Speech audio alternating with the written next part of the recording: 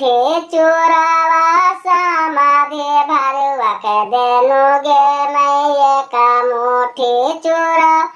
समाधि भरुआ के देनु गे मैं लगा झारा झारिया लहरिया में जाएगे मैं लगे झारा झारिया लहरिया में जान गे गार धोवेल चलालन पंचान में नदिया गे मैं गार धोवेल चल पंचाना में नदिया गे मैं उजरा बागुलावा उलट के गरिया मारन गे मैं लंगारा बागुलावा उलट के गरिया मारे गे एक मुठी भूंजावा